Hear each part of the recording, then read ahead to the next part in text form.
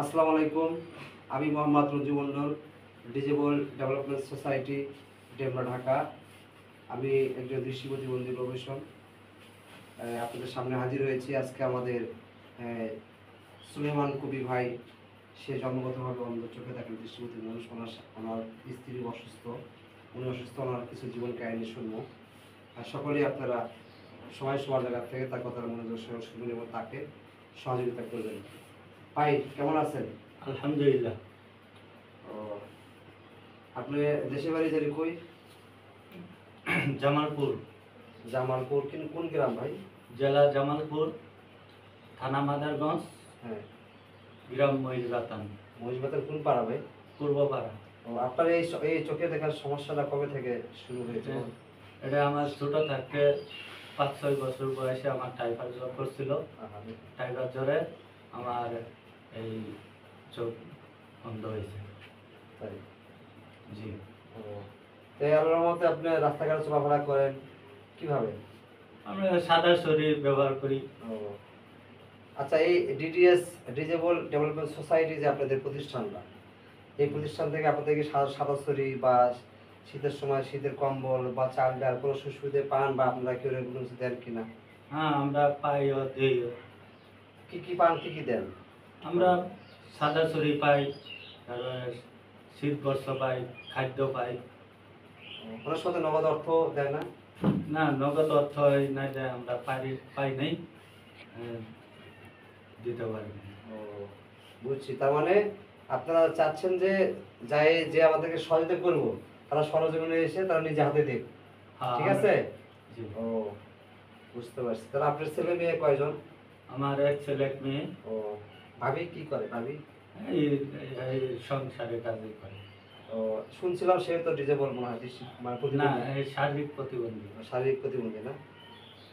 ও, আপনি এখন তো কাজ কাম করতে তো অনেক কষ্ট হয়। কষ্ট হয়।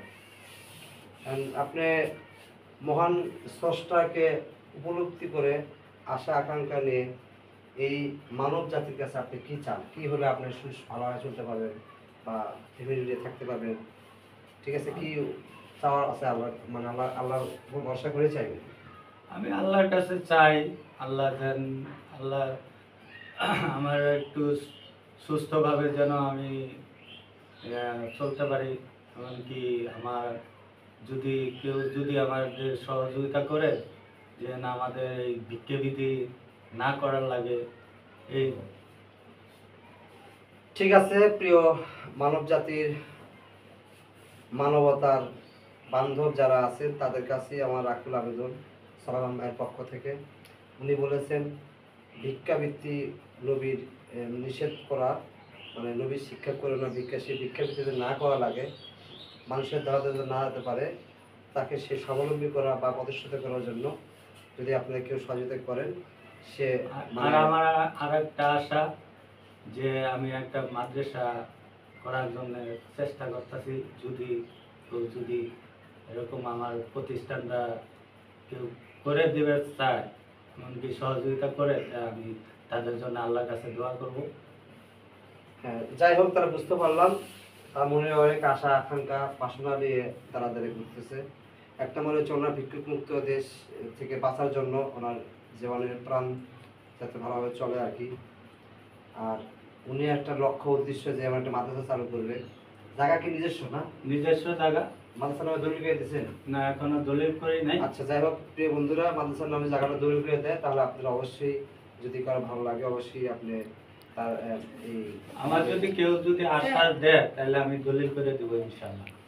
ঠিক আছে, উনি নিজের উপর দলিল করে দিব, ওনাদের নিজস্ব জায়গা পাখির সম্পদ দিয়ে দিবে, সমস্যা নেই। যদি কেউ আপনারা আমাদের এই প্রতিষ্ঠানে সফল করা যদি এগিয়ে আসেন, তাহলে অবশ্যই আপনাদের মাদ্রাসাটা হবে প্রতিবন্ধী এবং কি ইতিমখানা, দুইটা মিলে মাদ্রাসাটা। ঠিক আছে, ধন্যবাদ। ভালো থাকবেন, সুস্থ থাকবেন, আর আমাদের পাশে থাকবেন। ঠিক আছে ভাইয়া, আল্লাহ।